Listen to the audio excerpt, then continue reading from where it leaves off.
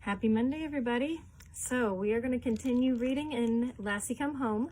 If you recall, last time she had been caught by the dog catchers and then escaped after having been in the courtroom with the judge. So today we're going to read a couple of chapters. The first one, here's a picture, is called Lassie Comes Over the Border. Okay. All right. Slowly, steadily, Lassie came across a field. She was not trotting now. She was going at a painful walk. Her head was low and her tail hung lifelessly. Her thin body moved from side to side as though it took the effort of her entire frame to make her legs continue to function. But her course was straight. She was still continuing to go south. Across the meadow she came in her tired walk. She paid no attention to the cattle that grazed on the green about her and that lifted their heads from their feeding to regard her as she passed. The grass grew thicker and coarser as she followed the path. The track became beaten mud, and the mud was then a puddle of water, and the puddle was the edge of a river. She stood at the trampled place. It was where the cattle came to drink and to stand for coolness in the heat of the day. Beyond her, some of them stood now, knee-deep in the slow backwater. They turned and regarded her, their jaws moving unceasingly. Lassie whimpered slightly and lifted her head as if to catch some scent from the far bank. She rocked on her feet for a moment. Then, wading forward tentatively, she went deeper and deeper. Her feet now felt no bottom. The backwater began to carry her upstream. She began swimming, her tail swirling about her, or out behind her. This was not a turbulent river like the one back in the highlands. It was not a dirty, factory-clustered one, like the now many miles back in the industrial city, but it was a broad stream, and its current went firmly, carrying Lassie downstream. Her tired legs drove with the beat, and her forefeet pumped steadily. The south bank moved past her, but she seemed to be getting no nearer. Weakness numbed her, and her beat grew slower. Her outstretched head came under the water. As if this wakened her from a sleep, she began threshing wildly. Her head went straight up, and her forefeet sent a splashing foam before her. She was a swimmer in panic. Oh no. But her head cleared again, and once more she settled down to the steady drive forward. It was a long swim, a courageous swim, and when at last she reached the other shore, she was almost too weak to climb the bank. At the first place, her forepaws scratched and she fell back. The bank was too high. The backwater began carrying her upstream. Lassie tried again. She splashed and fell back again. Then the eddy carried her, and at last her feet touched a shelving bottom. She waded to shore. As though the weight of the water in her coat were an extra load that was too much for her to carry, she staggered. Then, dragging herself rather than walking, she crawled up the bank, and there at last she dropped. She could go no further. But she was in England. Lassie did not know that. She was only a dog going home, not a human being wise in the manner of maps. She could not know that she had made her way all down through the highlands, the lowlands, that the river she had crossed was the Tweed, which divides England and Scotland. All these things she did not know. All she knew was that, as she crawled higher on the bank, a strange thing happened. Her legs would no longer respond properly, and, as she was urging herself forward, the tired muscles rebelled at last. She sank, plunged a moment, and then fell on her side. For a second she whined. With her forepaws she clawed the earth, still dragging herself south. She was in rough grass now. She pulled herself along a yard, another foot, another few inches. Then at last the muscles stopped their work. Lassie lay on one side, her legs outstretched in dead dog position. Her eyes were glazed. The only movement was a spasmodic lifting and falling of the pinched flanks. All that day Lassie lay there. The flies buzzed about her, but she did not lift her head to snap at them. Evening came, and across the river was the sound of the herder and the lowing of the cows. The last notes of the birds came, the singing of a thrush through the lingering twilight. Darkness came with its night sounds, the scream of an owl and the stealthy ripping of a hunting otter, the faraway bark of a farm dog, and the whispering in the trees. Dawn came with new sounds, the splash of a leaping trout, while the river was still veiled in mist. Then the rooks rose with their eternal cry of warning as a man left the door of the farm cottage over the fields. The sun came, and the shadows danced weakly on the grass as the overhead trees shimmered in the first breeze of the new day. As the sun reached her, Lassie rose slowly. Her eyes were dull. Walking slowly, she set out, away from the river, going south. The room was small and humble. This is a different paragraph, a different section here, so new setting. The room was small and humble, and in a chair beside a table where the lamp glowed, Daniel Fadden sat, reading slowly from the newspaper. Nearer the coal fire on the hearth, his wife sat in a rocking chair, knitting. She teetered endlessly back and forth as her fingers flashed over the wool and needles, so that the movements all seemed related, 1 rock of the chair, 3 stitches of the needles. They were both old people, and it seemed that they had been so long together in life that there was no longer any need to talk. They were contented just to be, sure in the knowledge that the other one was near. Finally, the man pushed his steel-rimmed spectacles back on his forehead and looked at the hearth. "We'll do a wee bit more coal in the fire. We'll do wi' a bit more coal on the fire," he said. His wife nodded as she rocked, and her lips went through the noiseless form of counting. She was turning a heel in her knitting and wanted to keep sure count. The man rose slowly. Taking to scuttle, he went to the sink. In the cupboard beneath was the coal bin. With a little shovel, he slowly scooped some out. "Ah, we're nearly out," he said. His wife looked over. Mentally, both of them began to count the cost of more coal. How quickly they had used the last hundredweight. Their lives were deeply concerned with these things. Expenses ran very close. All they had was the small pension that the government paid for their son who had been killed in France. Each of them drew the old age pension of 10 shillings a week given by the state. This was no wealth, but they husbanded it carefully and owed it no man. The tiny cottage, far out on the highway from any town, was a cheap place to live. In the little plot of land about it, Fadden grew a stock of vegetables. He had a stock of chickens, several ducks, and a goose fattening for Christmas. This last was their largest and most lasting joke. 6 years before, Fadden had traded a dozen early hen eggs for 1 tiny gosling. Carefully he'd raised it, boasting about what a fine plump bird it would be by Christmas time. It had become just that, marvelous and plump. And a few days before the holiday of holidays, Fadden had taken his hatchet, and he had sat indoors a long time regarding it.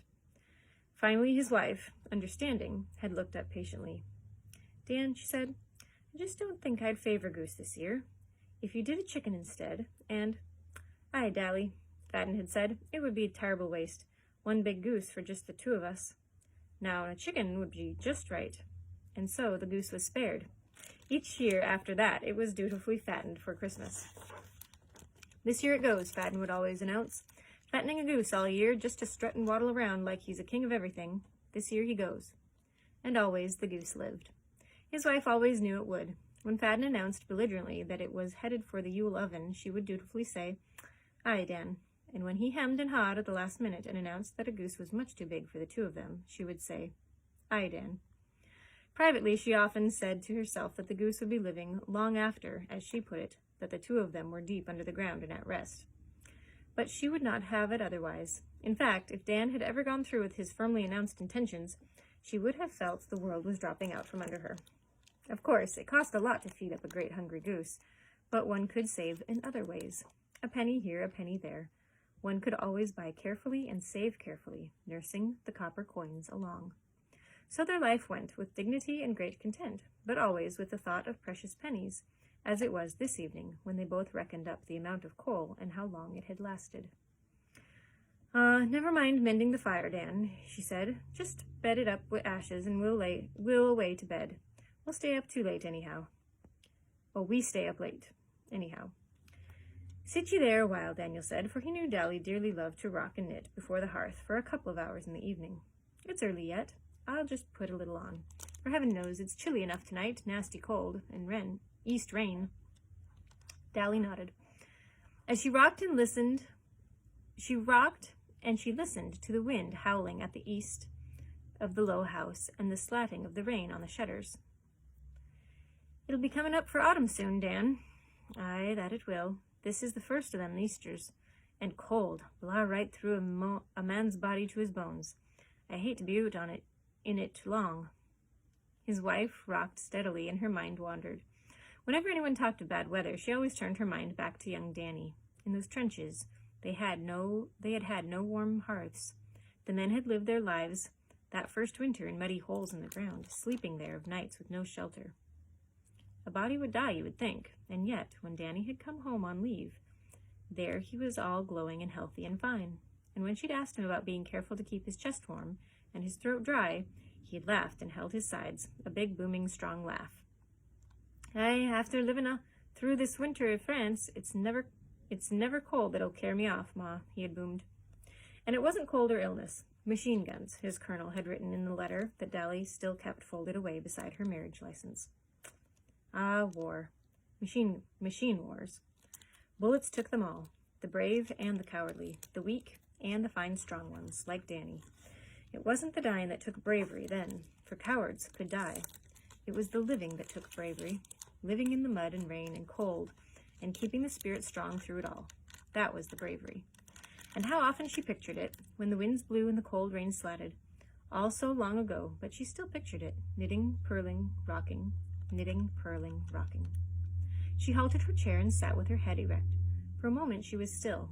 Then she began again, knitting, purling, rocking, thinking. Again she stopped. She held her breath to hear better, hear above the sound of a fire. There was the hiss of the coal, the spit of ashes dropping in the pit beneath the grate, the crinkle of the newspaper, farther away the tap of the shutter, looser than the rest, the surging smacking of rain.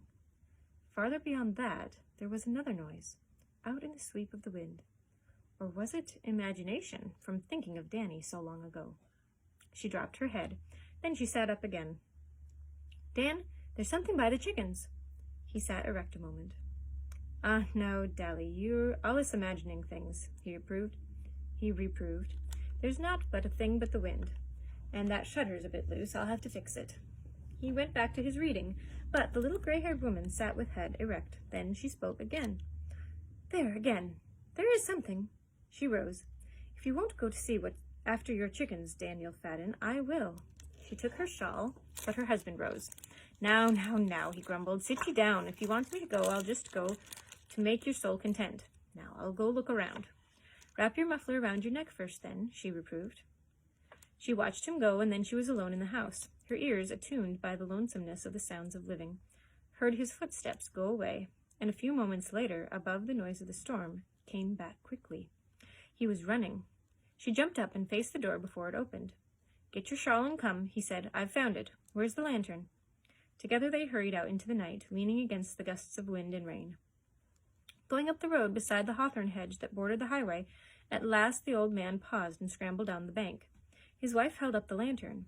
There she saw what her husband had found. A dog lying in the ditch. She watched its head turn. For a second the light glowed incandescent in its eyes as the lamp shone. Poor thing," she said.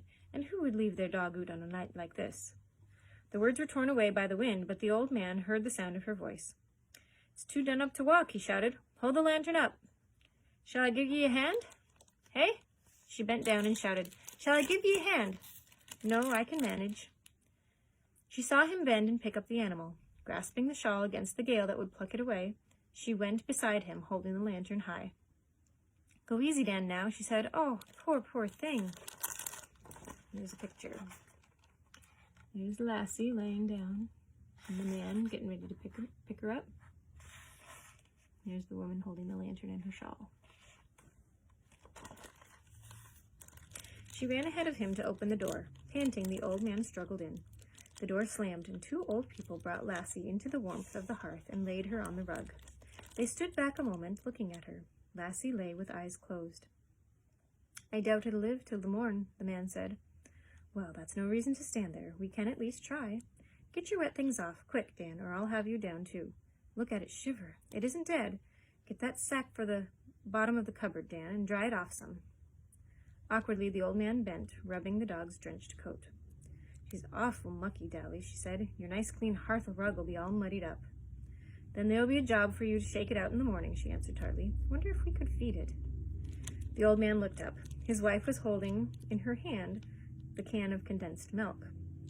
Their unspoken thoughts went back and forth like a silent conversation. It was the last of their milk. Well, we'll have tea for breakfast without any, said the woman. Save a bit, Dally. You don't like your tea without milk. It won't matter, she said. She began warming the milk and water.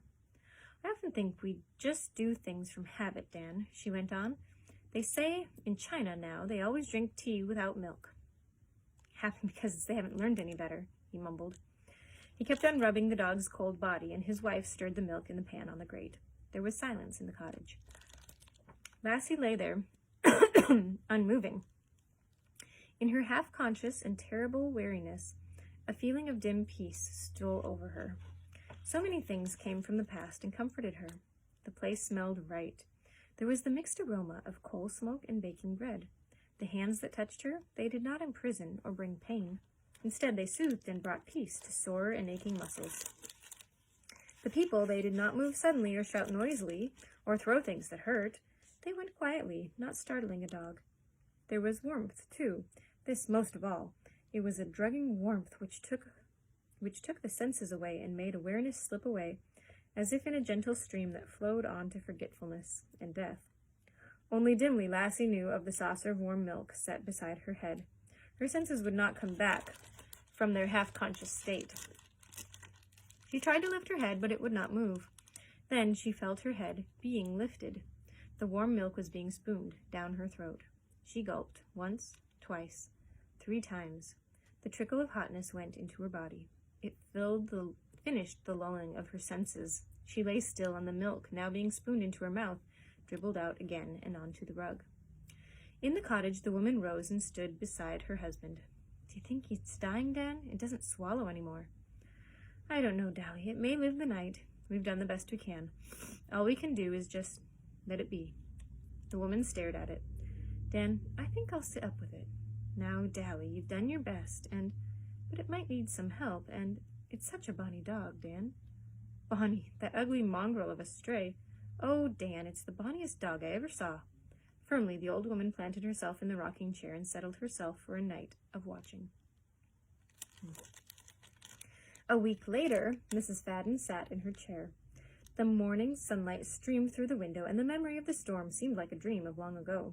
She looked over her glasses and beamed at Lassie lying on the rug, her ears erect.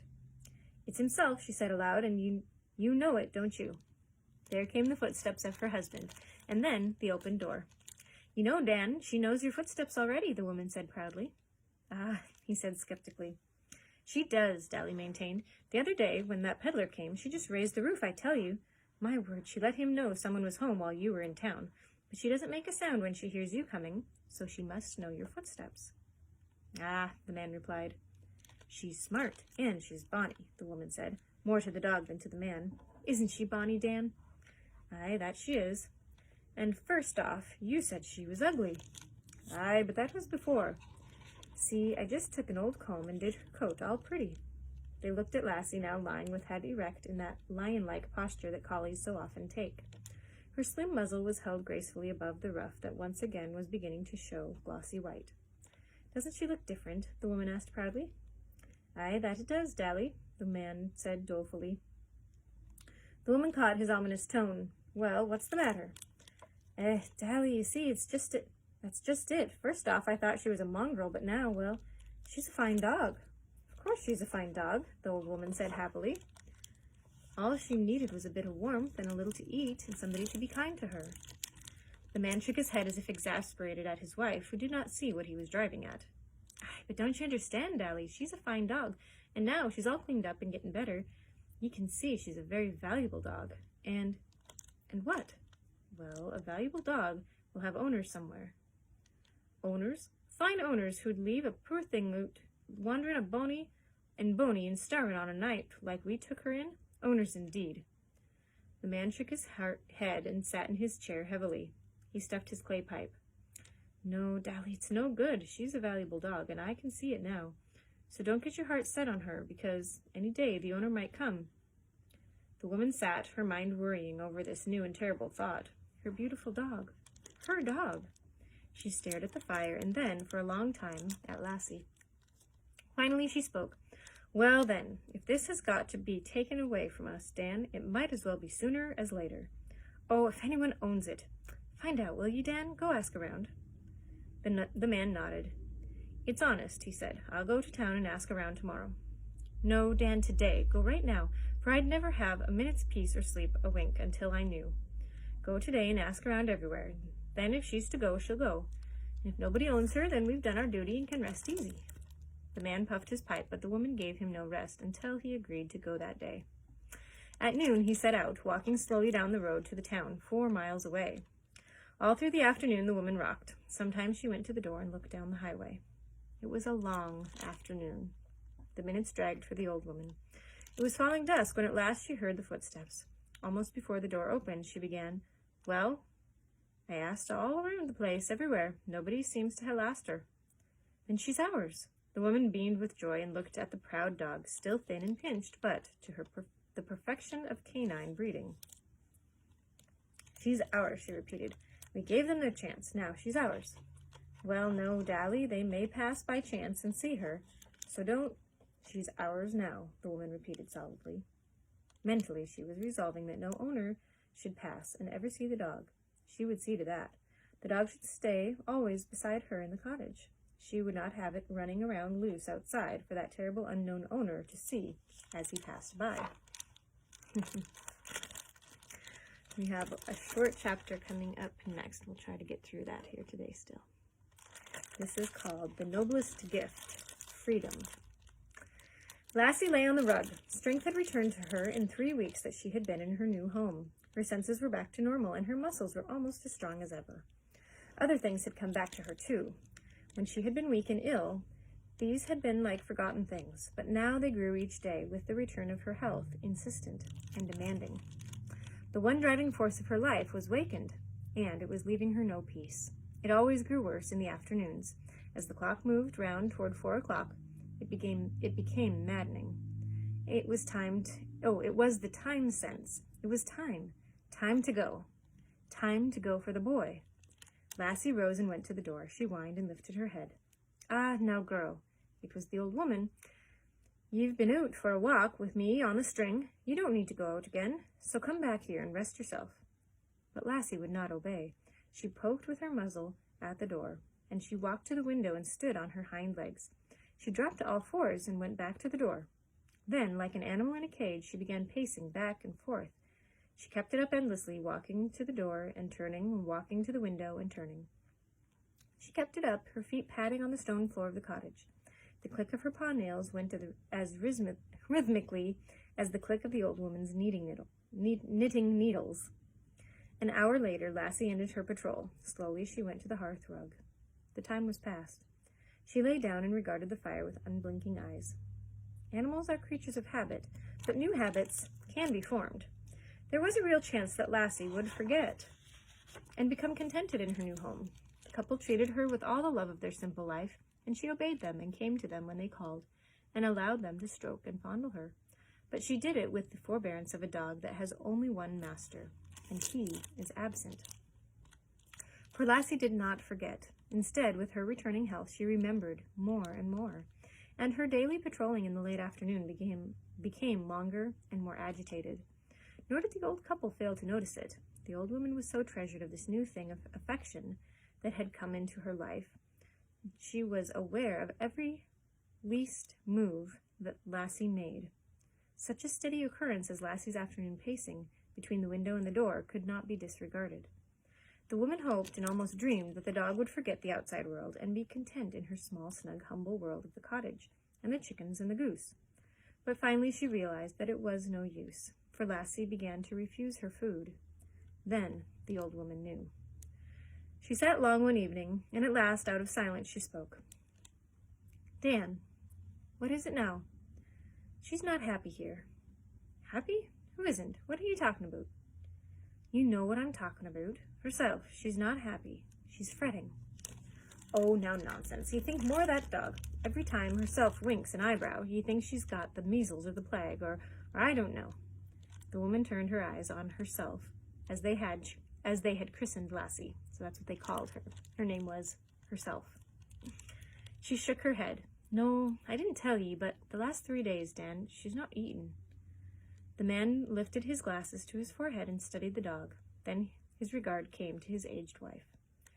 Now, Dally, it's all right. You've been feeding her so much, I don't wonder she'd turn her nose up at a dinner fit for a king. That's all. No, it's not nonsense, Dan, and well you know it, for why do you always keep her so tight on a string when you take her out last thing at night? Well, that's just in case, and, well, till she gets used to this as her home. If I let her free, she might get lost, and not knowing this countryside well, wouldn't find her way back, and... Ah, you know that's a tale, Dan, as well as I do. You know that if she was freed, she'd be away, and leaving us alone here and never coming back. The man did not answer. The woman went on. She's not happy, Dan. You don't see her as I do, every afternoon, window to door, door to window, until I think she'll wear a deep path in the flagging. Oh, now, that's just a dog's way of asking to go for a walk. It is not, Dan, for I've tried it. I take her on the string, and not that she doesn't follow Bonnie and mind me, but she does it, Dan. You know what I think? What? Well, like she's just doing it because she's sorry for us. We've been kind to her, and she wouldn't want to hurt our feelings, so she puts up with us. Like she's too polite to run, unless we tell her to go. Now, no dog can be full of things like that, like human things. Nay, my herself is, Dan. You don't know that dog, Dan. Well, the old woman's voice dropped. You see, I know about this dog. I know something. What? Dan, she's going somewhere. She's on her way. Ah, now, woman, what fancies are you building in your mind? I don't care, Dan, I know. Me and herself, we both know. She was on her way, Dan, and she got tired on the way, and she just stopped here like it was a hospital or a wayside inn in a story. But now she's better, and she wants to be on her way. But she's so polite and understanding, she doesn't want to hurt us. But in her heart, she's for being away. She's not happy here. The old man did not answer. He tapped out his clay pipe in the palm of his hand and looked steadily at the dog. Finally, he spoke. Aye, he said, all right, Dally, all right. There are people whose hearts are so full of ugly fear that when they see a thirsty animal pass, with a fleck of saliva on its parched jowl, they must run in terror, shouting, "Mad dog!" There are others to whom every passing creature is an enemy, to be harried on its way with a flung stone. And for this canine world must be thankful, but for this the canine world must be thankful, there are others with affection and deep understanding in their lives who bring dignity and honor to the relationship between man and dog. Such was the old couple, who on the next afternoon sat watching the dog. When the time neared 4 o'clock and Lassie rose, their eyes followed. And when Lassie whined at the door and then paced to the window, they both sighed. Well, the old man said, that was all. They both got up. The woman opened the door. Side by side, the old man and his wife followed Lassie out to the road. There for a moment the dog stood, as if unable to realize that at last her great urge could be fulfilled. She looked back at the woman whose hands had patted and fondled her and fed her. For a second the old woman wished to call the dog back to her and to try again to wean its mind from the old memories. But she was too honest. She lifted her head, and her aged voice came clearly. It's all right then, dog, if you must go away with ye. In that sentence, Lassie caught the word go. It was what she wanted. She turned, looked back once as in a glance of farewell, and then started, not up the road to the east, nor down it to the west, but straight across the field. She was going south again. She went in a trot, the same trot that had carried her bravely through the Highlands of Scotland. Not a fast one, nor a slow one, but a steady pace that ate at miles, that could be kept up for hour after hour. So she went across the field, over a wall, and down a slope. Here's a quick picture before we carry on, as she was letting Lassie go free. Back on the road, the old woman stood, her chin set firm, and she waved her hand and said, "Goodbye, herself, goodbye, and good luck to ye." Long after the dog was out of sight, she stood there until her husband put his arm around her. "It's getting rare chilly now, Dally," he said. "We'd better go in." They went into the cottage, and the routine of life went on. The woman prepared the simple evening meal. She lit the lamp. They sat at the table. But neither of them ate. Then the man looked up and said sympathetically, I'll put the lamp in the window, Dally, for tonight. Like for chance she's gone on a long run, and then if she wants to find her way back. He knew the dog would never come back, but he had thought it might make his wife feel better if he told her this. However, he stopped speaking, for he looked up and saw his wife. His wife's head was bowed, and tears were falling. Quickly he rose now. Now, Dally, he said, now. He put his arms around her and patted her consolingly. Aye, don't fret yourself, Dally. Look, I tell ye what, I've a couple shillings put away, and I'll take down a few eggs and sell 'em. Then I'll go to the market, and I know a place where they sell dogs. I'll get ye another, eh? A fine little dog that'll stay here with ye and not want to run away. Herself was too big. And them big ones eat too much anyhow, and a nice little one. The old woman looked up. She wanted to cry out the words that always come from a dog lover after their animal is gone. I don't ever want another dog. But because of regard for her husband, she never spoke the words. It cost a lot to feed, Dan. Of course it did. And a little dog? Or perhaps a cat? Why, it almost cost nothing. That's it, a cat, Dan, if you give me just a nice cat. One that'd stay curled up on the hearth and stay by ye. That's it, I'll get ye a fine cat. The finest cat anybody could ever want. How's that? The old woman looked up. Daniel, you're kind to me. Then she dashed her tears away and smiled. Aye, sure, we're getting all in a stew, and here's tea, getting all cold, he said. Oh, I couldn't eat, Dan. Well then, have a nice cup of tea. Aye, that's right, she said. A good cup of tea'll cheer us both up. It will indeed, and Saturday we'll have you the bonniest little cat you ever did see. Won't that be fine? The woman smiled bravely. Aye, it'll be fine, she said. Well, that is it for today. I know that ran just a little bit longer than normal. But I hope you guys enjoyed that part of the story. We will continue on tomorrow. Getting closer to the end here. All right. Have a good night. Bye.